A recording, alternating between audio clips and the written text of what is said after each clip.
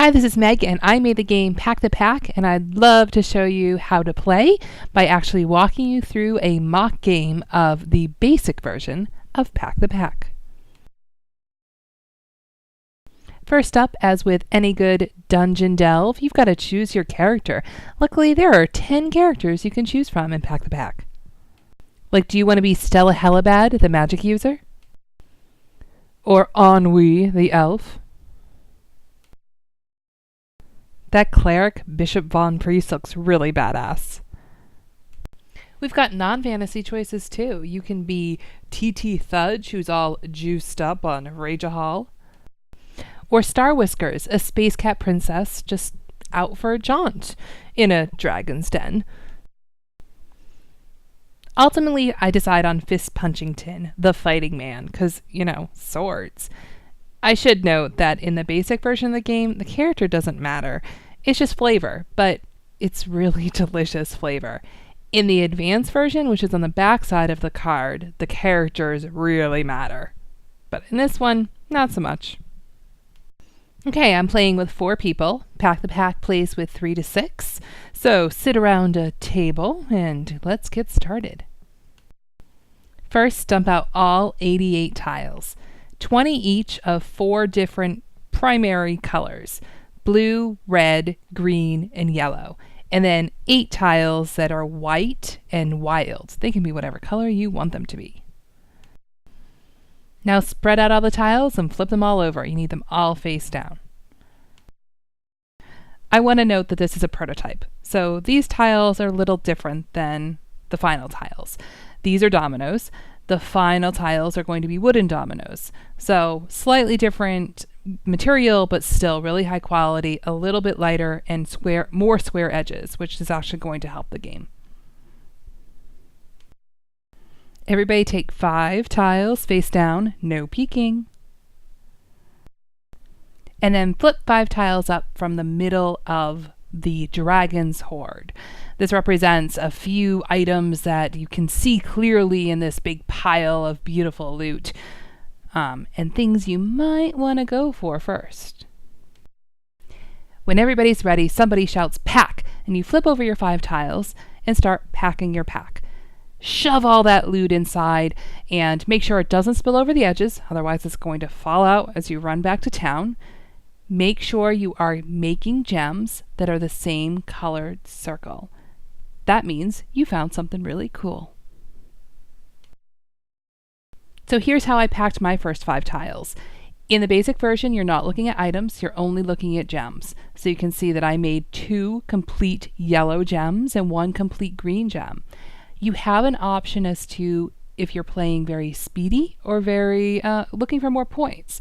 My yellow gems are going to be worth 1 point each at the end. My green gem is going to be worth 2 points because I used 3 different tiles to make it instead of 2. So you have an option as to how you're going to play. You can try to go with higher point value gems or just try to pack things as fast as you can. You're going to want to also weigh it though with how everybody else is playing.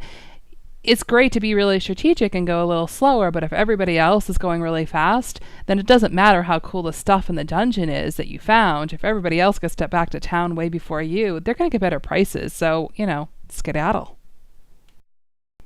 Okay, so my 5 tiles are packed. Time to go back to the hoard and start digging again. I pulled another tile from a face down one. I think I can make this green one fit. Yeah, that one fits. Something else to note is that nothing's going to align perfectly, and that's okay. The idea is just to put as much as you can into your bag and head back to town. So let's go back to the loot pile and grab something else. Let's see, I just grabbed this yellow one. Alright, to make this yellow one fit, I had to shift everything down, and that's fine. The whole idea with Pack to Pack is that you're going to be packing and repacking and unpacking, and that's all great. Again, just watch what everybody else is doing too, because you don't want to be spending so long arranging your stuff that you get left in the dust. Next time into the pile, I'm going to grab this one, this red sword, face up. There's 2 ways that tiles could be in the pile face up. 1 is that we started with 5 tiles face up, and 2 is if you decide that you don't like a tile, you can throw it back. You have to yell junk, and then you have to put it face up because somebody like me might come along and snag it from you. But 2, then you have to grab 2 tiles and make them both fit. So proceed with caution. Shift it all down once again. I'm going to keep on doing this, drawing tiles and fitting them in my pack. At some point, I'm going to have 3 sides of my pack touching with stuff. That's when I can run back to town and start selling it, because at that point, my bag's not going to just collapse in on itself.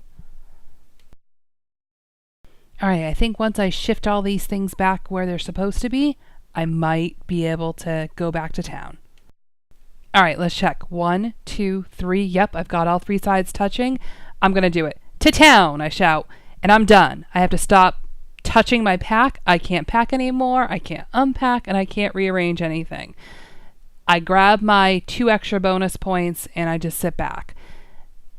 The rest of the players continue to play. They keep packing their stuff and they keep looking for loot. When it comes down to 2 last players, when the second to last person says to town, the game's done. The 4th player has to put aside any tiles that they're holding, and they're going to count against them at the end. So let's look at scoring. I'm going to look at my pack here. Okay, let's start at the top. I've got some of these yellow gems. When it takes 2 tiles to make a gem, which is the minimum, it's a point. So that yellow gem right there, that's a point. That red gem to the right of it, that's a point. The red gem right below it, that's a point. Let's see, I've got 3 more yellow gems, so that's points 4, 5, and 6. Oh, then I've got a green gem down there, that's point number 7. And another green gem with the sword and the helmet, that's point number 8. And then I've got that green gem that I used 3 tiles for, and that's worth 2 points. So I'm up to 10 points in gem points. So that represents that I found some mostly okay stuff and then 1 item that was actually pretty good. But I also get a bonus because I was the first person that ran back to town. So I got to sell my stuff for the best prices and to the best merchants. So I get 2 extra points because, again, those are the awesome points. You get your money points and your gold coins and then your awesome points. The person who went out second gets 1 extra point, and the person that gets out third, who grabbed the last grabber, gets no extra points, because the person who went out last probably is going to have some tiles that count against them. Every tile's 1 minus point. So let me summarize. I have 10 gold coins and 2 awesome points for 12 points total. If you flip your character playmat over, you can see that on the other side, there's a different game. Advanced Pack the Pack 4th Edition Next is a little more strategic and a little bit slower. My Fist Punchingtons now isn't just grabbing anything he can. He's specifically looking for swords and shields because he's a fighting man, after all. This version is a little bit more strategic because you're not counting gems anymore. You're looking at the loot items and trying to collect item sets. So I'll do another video just looking at that side, but it is exciting that you get 2 games in one and you can play whichever way you'd like. That's Pack the Pack. It's up on Kickstarter, so go and support it however you can.